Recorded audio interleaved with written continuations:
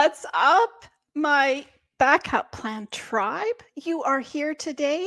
Awesome. Let's get this party started. I'm so happy to be here today with you guys. If you are new here, welcome. Welcome to Talking Taboo with Tina, brought to you by your Backup Plan app. My name is Tina Ginn. I'm talking taboo with Tina, of course, an emergency preparedness coach, a best-selling author of In the Blink of an Eye. Just like that, that's how fast things happen. A financial expert and an app developer of your Backup Plan app. And we focus on real raw life conversations here. And our listeners, get to listen about the real story about that guest's journey from a life-changing event in their life. What is your Backup Plan app anyways? Well, your Backup Plan app puts your life all into one place, so it's safe in case of any unpredictable circumstance while taking that painful aftermath out of a tragedy. What the heck does that mean, Tina? One thing we know is going to happen. You're going to get sick. You may die. You are going to get injured. You might lose everything. Or you might be in a disaster or a tragedy. Any one of those things are going to happen to you at some point. We just don't know when and what and how, but we know it's going to. So why not be better prepared? Because we have to be prepared for the unexpected. We are, it just won't happen to me is not true, because something will happen. We just don't know when. And Mike Tyson says everyone has a plan until you get punched in the face. Isn't that the truth? We are getting ready to launch our Emerging Blueprint program, which is going to bring you all deeper. We're going to dig deep and into the why, what, how, and when, into your documents, getting you to do your own customized plan. Know what you're doing, know what you have, know what you need. And it's going to be a library of videos that you can pick and choose from if you're sitting at the beach or out in the backyard or in your cozy bed by the fireplace. You can pick up one of those shows and take 15, 20 minutes and watch one. There's a series of worksheets that you can have family conversations around, describing, what is it that my mom wanted? What did my dad want? What kinds of things did my sister want? Or there's a wildfire, which, our guest today is from California, and she knows all about wildfires. That's for darn sure. Because in British Columbia, all the down the Pacific West Coast here, we have a wildfire problem. And sometimes we're given 5-minute evacuation notices, and sometimes we're not. And one small city in British Columbia last summer actually burnt to the ground. And even the safes that people had in their homes were totally burnt and unsavable. I'm not even sure if that's a word, but we're going to go with it. So let's get this party started. I am so happy to be here today with you guys. Welcome to our brand new channel. We've been here. We're going to go into our 3rd season. Imagine that already. If you are already subscribed to our channel, thank you so very much. If you haven't, I'm getting my hand out. It's down here. I can never figure it out. Down here in the corner, press that subscribe button and click on that bell so you get notified of our videos that are upcoming. We are going, I can't hold back any longer. We have something incredible coming up very soon in the next couple of weeks, where we're going to talk about celebrities and their estate planning and family feuds. So stay tuned on our channel, okay? You might want to click on that bell. I'd like to welcome all of our listeners to our show. United States and Canada, of course, are our top 2 listeners right now, and Germany is really kicking butt. I have to admit, they are one of our top listeners. So I'd like to welcome my German listeners. Meine deutsche Freunde sind unserem Podcast willkommen. Wenn Sie Kommentare haben, können Sie gern Fragen stellen. Also danke für deine Freundschaft. Danke fürs Hören, meine deutsche Freunde. So thank you so very much. Let's get this party started with our guest today. What it means to love again after a loss. Oh, that sounds so incredibly difficult. Dating is tremendously difficult, even without that extra on top of it. We have a beautiful, beautiful lady coming on our show today from beautiful San Diego. And I wish I was there with her right now. And she is a dating coach for single, successful women. Her name is Antia Boyd, and let's bring her on. There she is. Hello, everyone. Welcome, welcome, Antia. I'm so happy to have you on. Antia was born in a communist Eastern Germany before the wall came down, so we could actually talk German together, and was single her entire life before she finally hired her own love coach, discovered the Magnetize Your Man method, and attracted her amazing, handsome, and supportive husband today. And I just heard from her backstage that she is expecting her first baby. So congratulations. That's Aw, that's thank you, wonderful. Tina. So I am excited to hear your story about this journey that you've had, finding your man, having something incredibly life changing event in your life, and maybe giving some listeners some advice on how to move forward and really embrace what's happened to them and bring it possibly in a good way to finding that perfect guy or woman. Absolutely. Well, I'm so excited to be here. I feel honored. Thank you so much, Tina. And yeah, like Tina already said, I've been helping single, successful women, by the way, all over the world, right? Because people always think, there's no good men in Australia, there's no good men in Europe, right? Like there's no good men. I heard it everywhere, and I am from Germany, so ladies, you can't fool me. I lived on the East Coast in the US, I lived in Hawaii, and to attract the right partner for them, because one thing I always say, it's not about the age, it's about the stage. And we're going to talk about that, what stage I'm actually talking about. And like Tina said, I've been happily married for 7.5 years to, I literally just posted on Facebook. I just love the way he loves me and, understands me. And we're so aligned on all levels. But I feel the reason why I can appreciate that in such a way is because I've gone through my own trials and tribulations, which I'm so excited we're talking about that today. And like Tina said, I grew up in Eastern Communist Germany in an emotionally absent household. So let's already start there, right? So my mom was a narcissist, Oh uh, dear. emotionally unavailable. And to just give you a little bit of a picture, obviously no hugs, no affection. But I was like just 18 months old and was trying to crawl into my mom's bed. And she would roll over and she would say, now 18 months is like 1.5 years, you guys. You know what I mean? That's not even toddler. Yeah. And she would like roll over, she'd be like, stör mich nicht, which means, of course, our German listeners Don't know bother that. me. Otherwise, don't bother me, right? And so that was like the first traumatic experience I had, because I internalized that as a core belief, like, don't be a burden, right? Like, even though I knew unconsciously inside of myself it's right to ask for affection, because babies know that. They know what's normal, but then they get confused because the external environment is totally contradicting that. And so Yeah. that's what happened in my case, right? It's like, I got confused.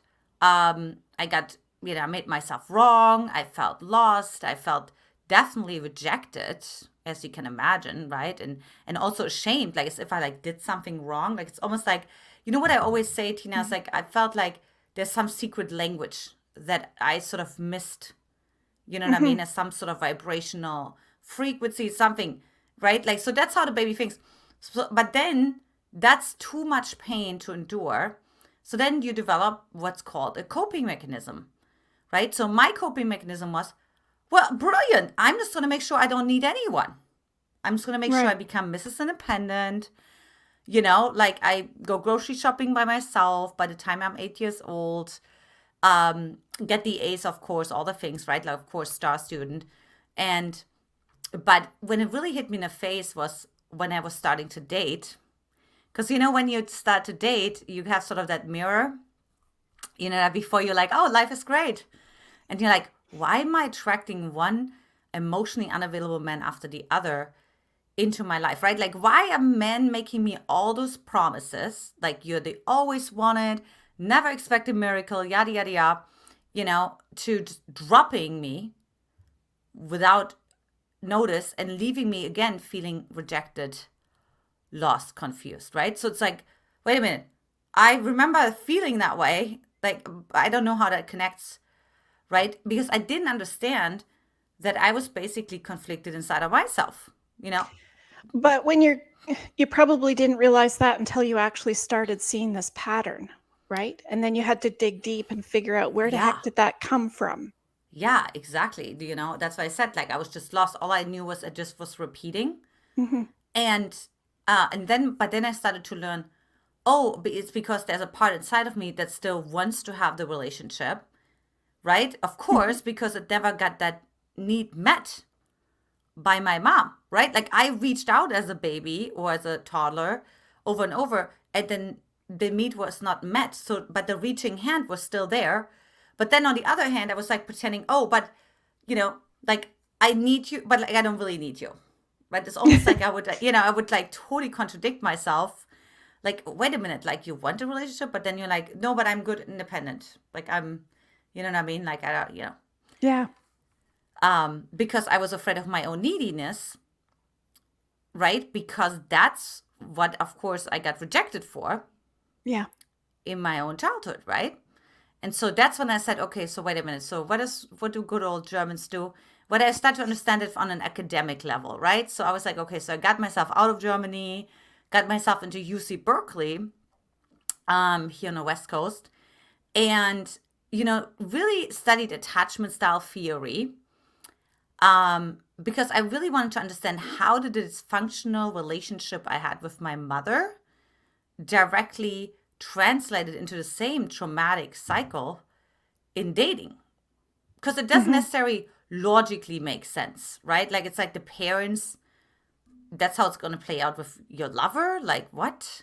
Yeah, it doesn't make sense. It doesn't make sense, right? Like, in Can the you beginning, have it doesn't that make sense. can you have that same relationship with your dad then in the same way?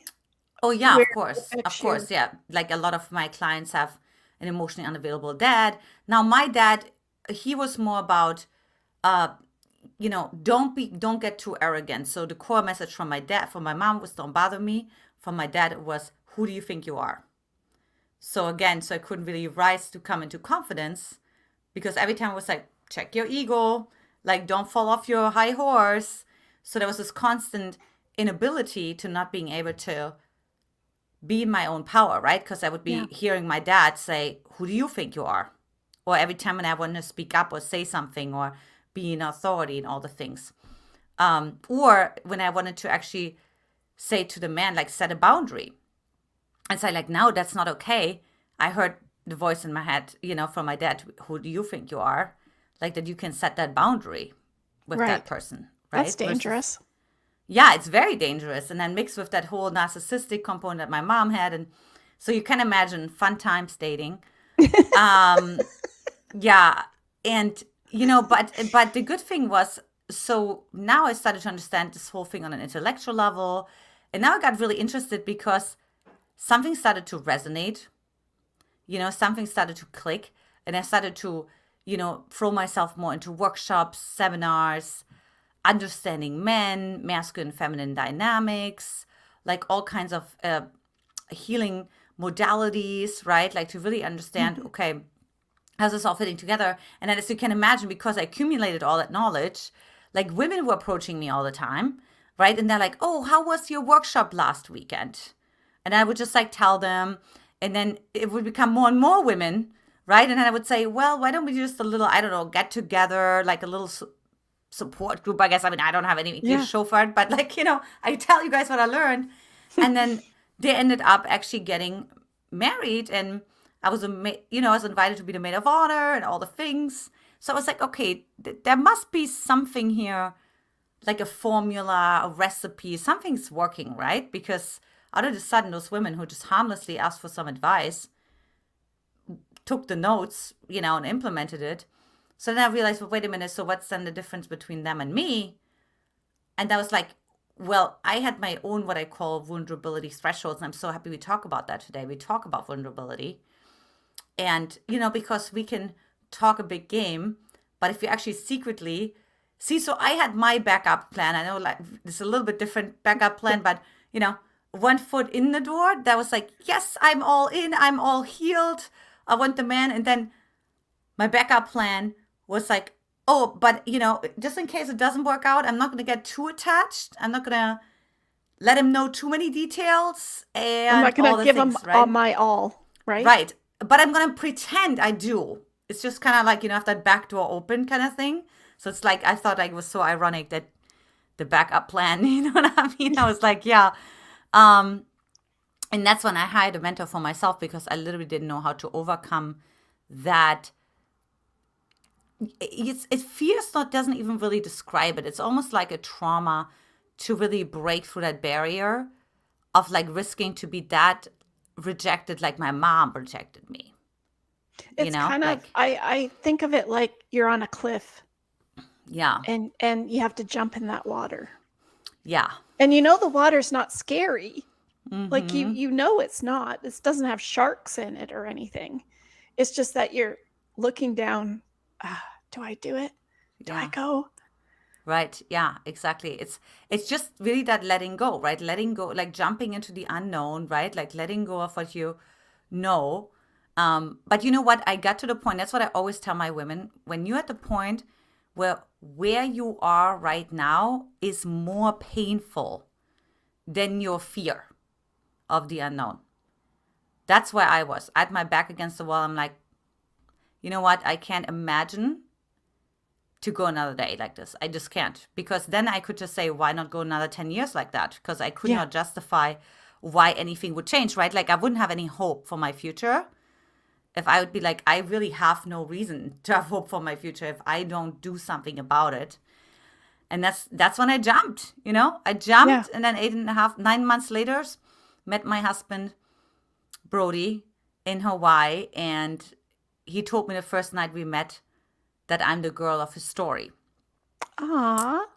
So he right away knew, and in a very like nonchalant way, not like in a Dreamy player kind of. kind of like ignorant, kind of, but just like, oh, okay, cool. You're the girl of my story. We have a huge responsibility to humanity. Let's start it. You know what I mean? We gotta go. We gotta change the world. So that was more his energy. And I was like, okay, oh, well, okay. And so here we are.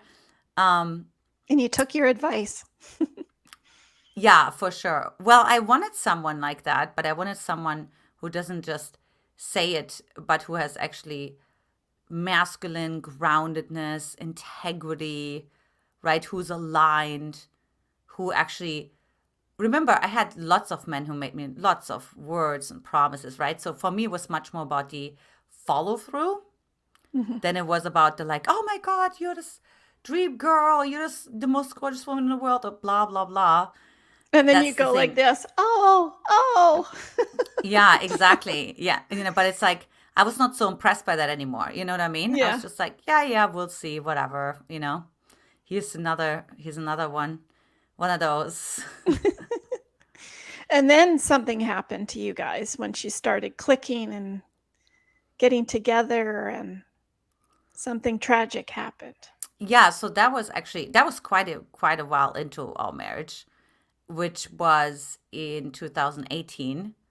And we were at a point in our life where, there was certain, like, we allowed certain fears to hold us back from making decisions. that would really move us forward in our life. And um, yeah, I would say that was like, kind of like playing in your comfort zone a little bit, right? And so it was really showing up. And, I always say you get like sometimes the 2x4 by God, right? Like sometimes you get like a little bird whispering in your ear. And for us, it was like, so we got into a car accident. And what happened is, it was a Friday night. My friend was in town and she was just on the opposite side of town. So I said, oh, we'll just pick you up. You know what I mean? You don't have to come to our house and all the things. And we got hit by a drunk driver who was driving 100 miles an hour. Oh, God. And everything went really fast, from like hearing the screeching wheels, where we realized like something is not right, to being hit was like seconds, right? Mm-hmm. And then because once I realized I lost control of the wheel, like I realized I was using my wheel was not responding anymore. That's when we're like, well, it was a good ride, Yeah, right? that's Because we're like on a hold on. freeway, 70 miles an hour. It's like, this is either going to go all angels protection, or this is it, we're out. And, just having like everything flash in front of your eyes, and being like, wow, this can go either like all white or all black right now, that made us actually realize, first of all, we were, we survived. So that's like the number one. We recovered. But I remember life just wasn't the same, just something in our nervous system had locked in, that like, life is too short. Like, don't waste your time with your fears. And within a couple months, we actually, found somebody else who could take over the lease for our place that we had. We went on Mm-hmm. our world trip that we always wanted to do. And, because there were so many fears around that, because after that, we wanted to have a baby. We always said we want to travel first. So we always have this thing, right? Like we have this big transformation goal, but then first we need to do this other thing, right? And so of course we were kind of like almost like dragging out having the baby, because first we need to do this other thing, right? So then Right. once we realized, oh wow, okay, this is what is God reminding us of, you know what I mean? Or where are we on the fast lane or not on the fast lane? I meditated so much on this. Like, we did a Facebook Live the next day, and it was basically talking about, what space of transformation is now available as a consequence, right, of this like incredible moment of reassessment, basically, Mm-hmm. how we want our life to go, right? Like reassessing our values. And I know that like, because I've had the same experience, and I know that life definitely flashes in front of your eyes in that Yeah. second. But what were your thoughts after of, what if? What if you're both gone? What if only one of us was gone? What did that look like for you? Well, Did you that's think of that? luckily I didn't think of that, because it would have been probably too traumatic. I think it would have been probably both of us gone. And you know what, Tina? Now that you just say it, for us, we were just saying, if we both survived, Mm-hmm. right, we must have a bigger calling. Because if that's like, there must be a reason, right? We're not done yet. Yes. You know what I mean? And so that was more the conversation.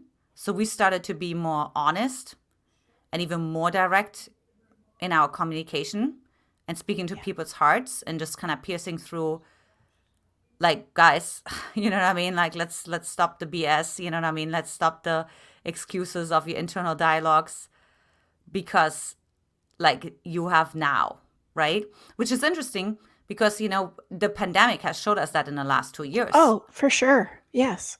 I always tell my clients that actually a pandemic is the best thing that could happen to us, because we don't take things for granted anymore. We don't say, oh yeah, well, I'm going to just start dating like, in a few months. Do you know the state of the world in a few months? You know what I mean? Like, We don't you know one know, minute to the next. yeah. So it's like it forces us to live live in the now, right? It's like, it's kind of cool because you can't use the future anymore, sort of like this excuse, escape route, you know what I mean? Like to be procrastinating. And like, yeah, what we talked about before, because so many people lost their spouses, their partners too. It's like, again, a lot, like, I studied attachment styles, right? So where even like avoidant attachment styles are now saying, maybe I should get myself into therapy. Maybe I should, right? So because everybody is like faced with it to an extent where they can't run away from it, meaning like they can't, like fly fly to the next golf tournament or like fly to the next business meeting, and you know what I mean? Like all of that has changed, Yeah. right? But like now it's so much more about being really faced with yourself. Hmm. Like you have to look yourself in the mirror, right? You sure do. And what I found with my women is like they have attracted more quality men because they're now actually getting themselves into therapy because there's nowhere else to go. There's no more No. escape routes. No, you can't sweep it under the carpet anymore. Yeah, exactly, right.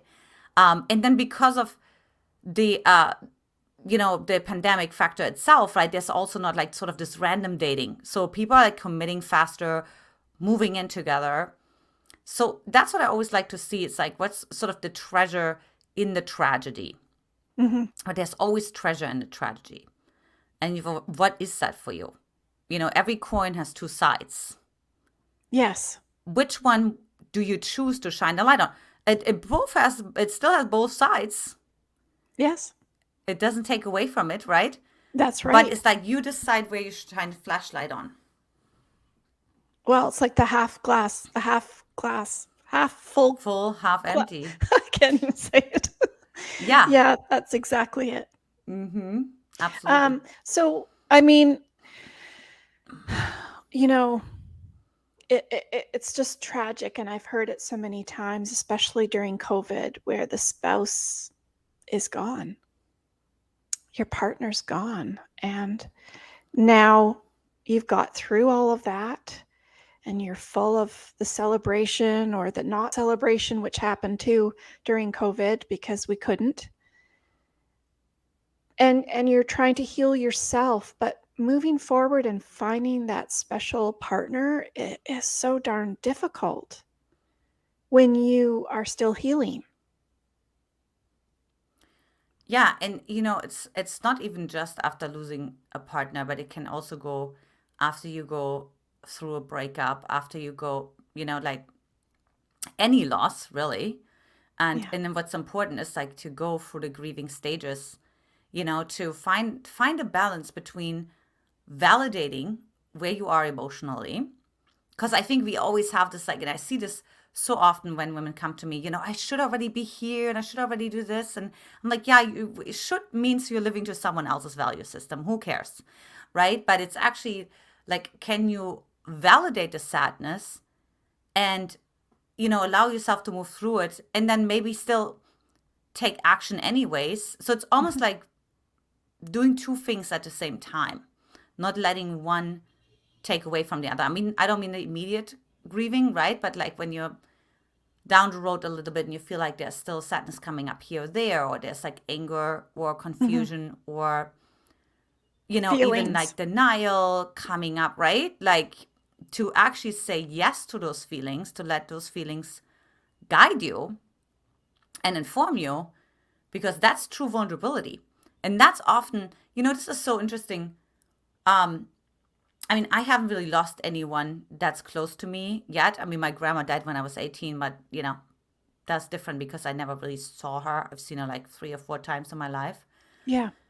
Um, but it's like when you lose someone, what I see with my clients, with my friends, is there's this new awareness, right? It's like this new awareness that like the gift that life is, and it has this like new level of presence, right? Where you don't take things for granted anymore, or finally you're Yeah. quitting that job that Mhm. you hated anyways, right? Like, out of the sudden, I see it, right? Like people like just totally turn around and don't wait for something magical to happen, but they're actually saying, you know what? uh, I actually, I want to live in alignment, or I want to leave a legacy. So maybe this particular person was a stand for transformation, or was a stand for kindness, or was a stand for, whatever, right? And it's like, how can I leave that legacy Yeah. for them in the way Right. I'm living? So that's like what I call, just really using that momentum of vulnerability and build and create something amazing from it, like a healing Hmm. experience, not just for yourself, but for dozens, hundreds, thousands of people that you're going to come in contact with. That's for sure.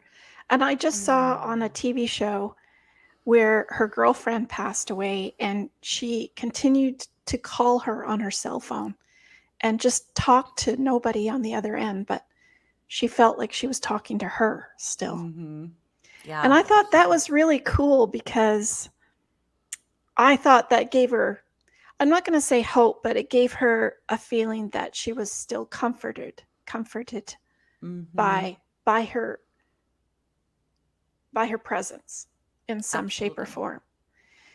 And maybe that's what people need to hear, to go on a date is to be able to go on the date and then call this number after and say, this is how it went, you can't believe it, or whatever it might be, what a jerk he was, or he was awesome, or whatever it might be.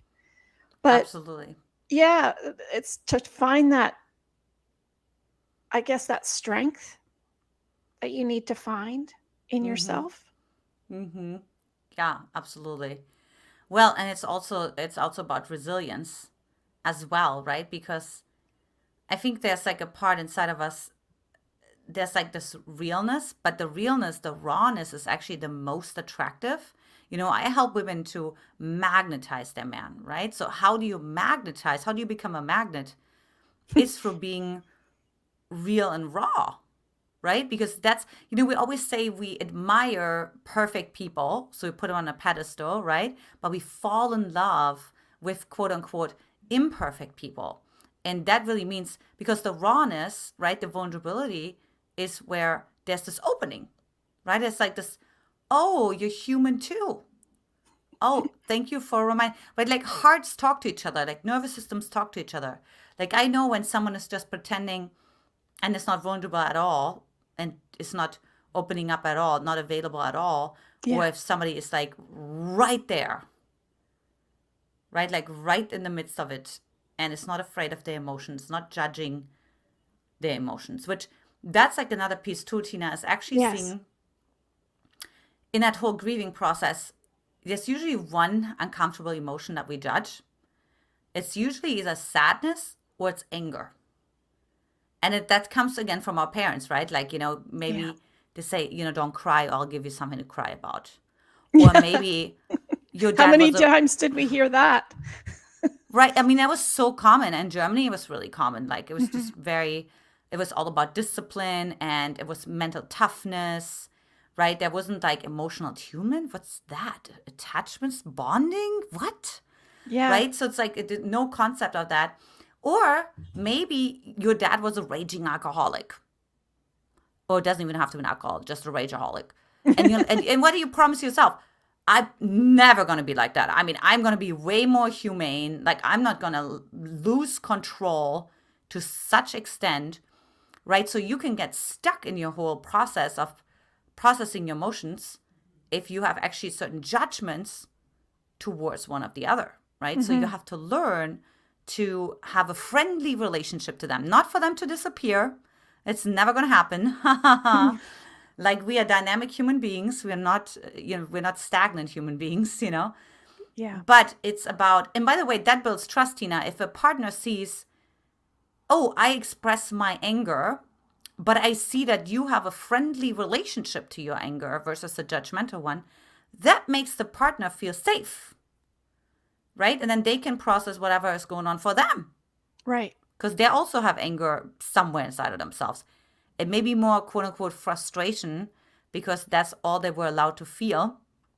But if you hand them this resume and you model it to them to have a friendly relationship to that emotion that can be felt very deeply, they're like, wow, oh my God, like, where's that inside of myself? Yeah. Where am I not fully feeling? I I find it funny because there wasn't a guy that I dated that had lost anybody, but he started talking about his relationship, his previous relationship.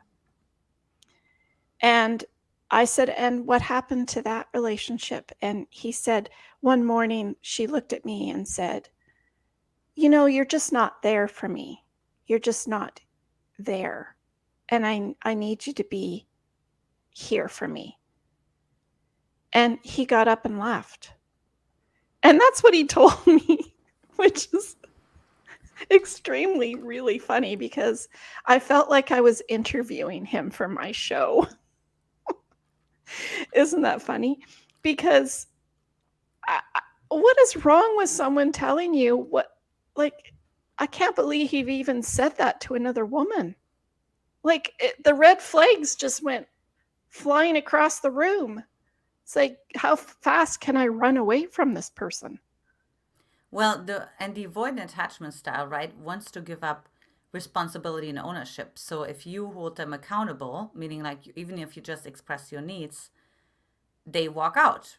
I mean, literally, a client of mine just told me that the other day she did something very similar, and he literally just walked out, like just like that, just walked out the door, like not like figuratively, like literally, right? Yeah, Like just put yeah, his shoes on and left because they don't want to be held accountable. They're basically saying, Tina, you're responsible for yourself. I'm responsible for myself, right? Like, don't put your needs onto me. So, right. yeah, that's an avoidant attachment style, right?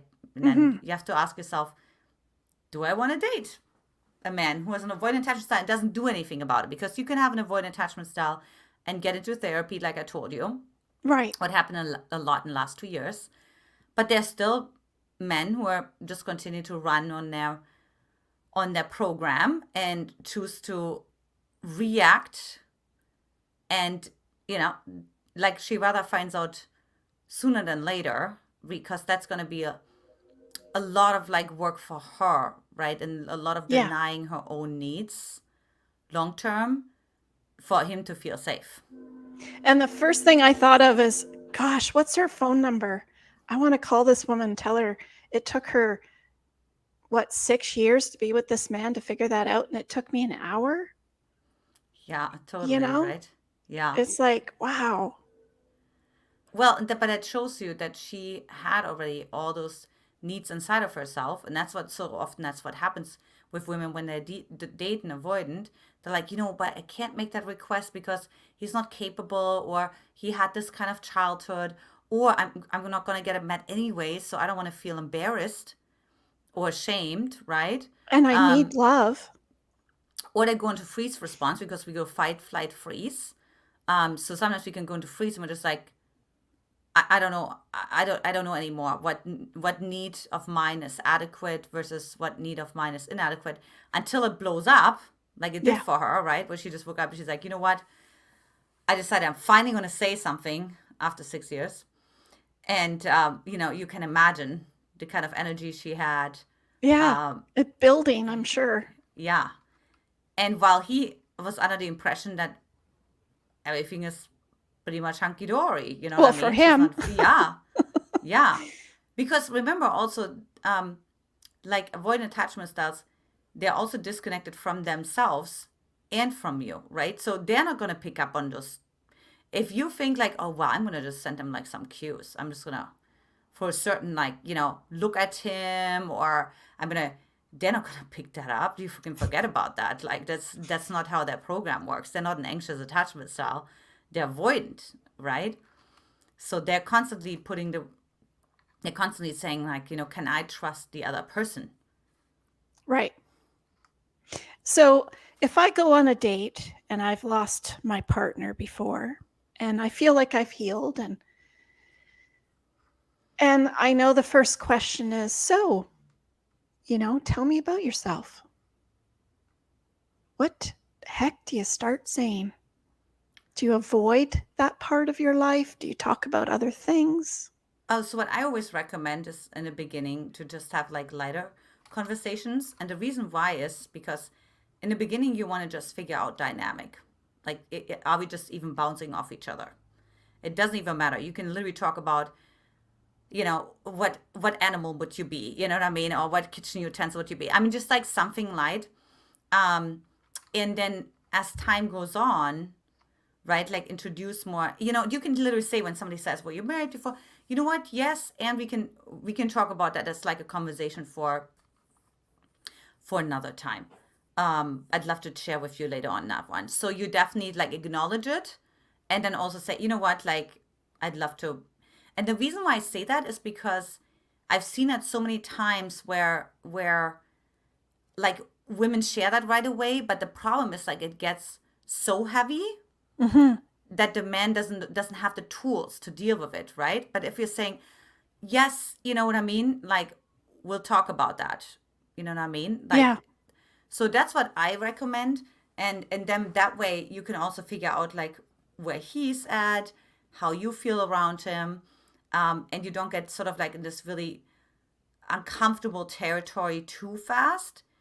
And even by you acknowledging that you're vulnerable, Yeah. you could even say that in a vulnerable voice, right? Hmm.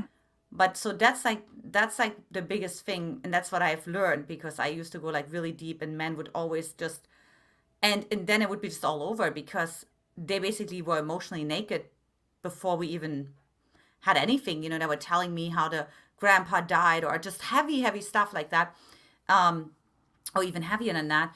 And then they would not call me back. So you don't want to maneuver yourself into a situation where you're so vulnerable that you have a vulnerability hangover, Yeah. where it's like, I don't know that person well enough to go to that level. But you can have other ways to be vulnerable, right? Like with the person, like where you just say, wow, let me just be with what you just shared. That's vulnerable, because you're actually saying what's true for you in that moment. Or, wow, that was something, I just need a moment to let that sink in, what you just Hmm. shared.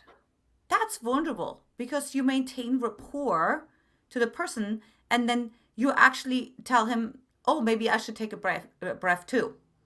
Maybe I'm also racing just through my stories and we're doing so much unconsciously versus like actually slowing down. That's for sure, especially when you don't know each other. Yeah, exactly. So that's what I would recommend. But like, yeah, for sure, not like in no way do you want to like avoid it. You want to speak to it, but you just want to kind of say this is like, beautiful topic for another Another time. time. Yeah. How long do you wait for the special time? I would say it really depends. Sometimes there's a really good time when there's actually just sort of space. There's like moments, right, when we're just like there's sort of like this gap. And this can be like 3 dates in, 4 dates, and it can also just trickle. It doesn't have to be like the full story. It can just be like, you weave it in a little here or there. Hmm. Um, but the reason I say that is because the first few dates is really just focused on you. If you go into the past, meaning like other partners, right? There's certain triggers, there's certain stories, and you're actually talking about another person versus actually being in this conversation. That's right. And finding out about the other person. Right. So, what, Tina, imagine like you leave a date and you now know more about, whatever the ex or the late wife, and just like you know nothing about this guy, but you now know that she won all the teacher awards or blah, blah, blah, whatever it is, and it's like, I'm confused. I don't really know who I had dinner with. You know what I mean? Like Yes. I just Yeah. know him through other people. And so that's what you want to avoid. You want to actually like train your nervous system. And I teach my women to do that all the time, is actually come back to yourself. Come back to yourself. Try to avoid conversations about other people, even friends. Like you really just want to, because it's a pattern that actually distracts from you. Hmm. That's part of the And your reason. growth, I guess, right?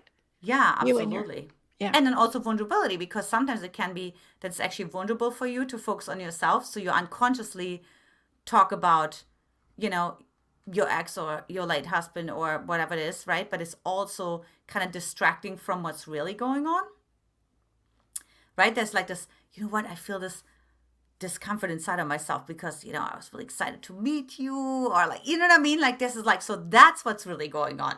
So there's like you're spiraling into the story, right? But like, actually, what's really going on is like, there's like this little bit of a discomfort. And then he's like, you know what? I feel a little discomfortable, like discomfort too, uncomfortable. I feel a little, yeah, wow, we're quite something. We literally just started talking 2 days ago or whatever. You know what I mean? So it's like, that's that real and rawness that I'm talking about. And then you can still add on the stories later, but you just don't want to use the stories as sort of coping mechanisms. And we Yeah. are way too tempted to do that.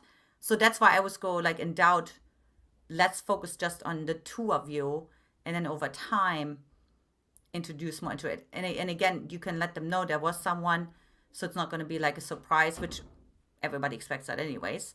Yeah. um and we can talk more about the details I to get to find know each other a little better. younger women, do you find a difference with younger women than over 40 after losing a partner and dating?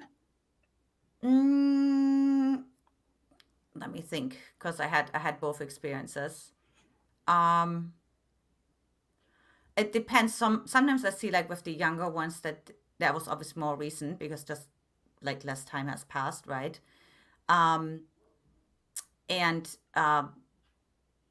But in general, I would say with younger ones um versus older ones, like, again, it's more about the stage than it is about the age. I mean, it just really, so I see more like, if they have been already on a self-development trajectory, or if they have a certain level of self-awareness, or yes, you could say, of course, like a 40-year-old woman has like more experience. Well, depends how long she was married, because sometimes women come to me in their 50s, but they were married for 30 years.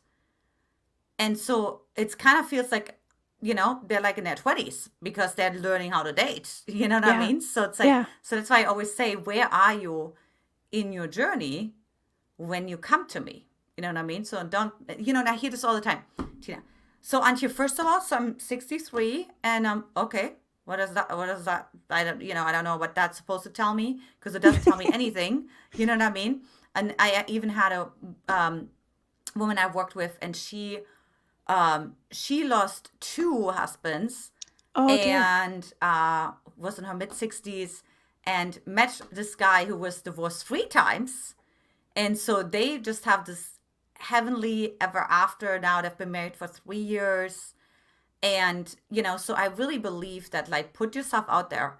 Like, no matter what happens, it's just incredible. Like, and of course, she was so much more available. She also let things drop much easier, which made, like, that's why he called her his heaven, right? Because she wasn't like sweating the small stuff. Yeah. She had gone through too much transformation and grief and tragedy and all the things, that she was really able to be present and be more this resting, like almost like lake, so to say, right? While he was like going from one drama marriage to the next. I mean, just really movie worthy stories, I'm telling you, Tina. And That's and quite a he, mashup there. yeah, quite the match, right? And you would think like, gosh, who's even going to be a match? There's always a match. There's always a match. Do you see this guy up to her by one marriage? You know what I mean? Like, he was married 3 times, and didn't even want to get married again. So it's like, so you never know, Yeah. like, where life takes you. But she always had this willingness, So there's like this drive for life. There's this life force energy. There's this like life goes on, like there's something about what's the next gift I learned, what's the next awareness level that I can reach, so that's what I see those women have in common. Yeah, true. No matter what age you are. Exactly, exactly. Mhm. Um, what final message would you like to tell the listeners? Even though I don't want to Ah, end it, because I'm I sure I have know, hundreds more questions for you. I know. You know I think the biggest thing is, as like, yeah, it's just really like trusting your emotions, and really and really like believing that your vulnerability is your superpower. Letting go of the story of that you're a burden, or that you're inconvenience someone, or that you're um, rock the boat Mhm. when you're vulnerable. But actually, like, vulnerability is queen, so to say. And sadness can also be bad or good, I guess, right? Well, In I don't believe certain that it's ever bad, because it's an emotion that you process through. So it's kind of like anything else in life. It's like you can actually decide what interpretation you attach to it. I just say, like, always make sure that you have a friendly relationship with your emotions, because they are your friends. They're guiding you. They help you to Well, come back into your body. They help you to I don't know reconnect. about mine. Because anybody that watches my show knows that sometimes, yeah, my sadness is on the top of my skin, and Oh, oh, it that's it beautiful, Tina. It's beautiful though. It's like it's that's a what gift. people say, but Tina likes to have a little bit more control over that Oh, part if she oh. can, but sometimes I can't. Mm, And some days it doesn't even affect me. It's funny how I don't know if you absolutely. mentally prepare yourself or you're just had too much stuff going on in your life Mm-hmm. where it's brought it to the surface. I'm not really sure, but yeah, all those women and men out there that have my problem, I'm there with you. Oh. Well, thank you. Did you have anything else to say about your program that you have, which I have the description down below Yeah. for everything that you have? Yeah, so the first step would be, if you feel you're really resonating with this conversation, and it's refreshing, or it's really permitting you to step into who you really are. It's also your bigness, your intensity, your brightness, your boldness, all the things. Then I invite you to take my free Magnetize Your Man quiz. You hop on over to mymquiz.com. I will actually see where you are. Are you judging yourself? What kind of man? What's your dating journey like? But you can also simply just hop on over to magnetizeyourman.com. That has all the links to my YouTube channel, where I release 3 videos per week. So, if you love content, go for it. Or also my free Facebook group, mymfbgroup.com. So there's going to be many more resources to learn about my work. Awesome. Well, thank you so much for that. And yeah, that's awesome. Thank you so very much. And thank you for coming on the show. I really, really appreciate it from beautiful San Diego. I wish we could do the show down there instead. Let's Totally. let's jump on board of that. One of these days I'm going to get across that line again. Jeez. I don't know when, but um, so thank you, everybody. Please take a moment and subscribe to the channel if you already haven't, and click on that bell because, stay tuned for our podcasts and our live streams because we have great conversations with some of the most interesting and accomplished people in the world today, just like beautiful Antia here.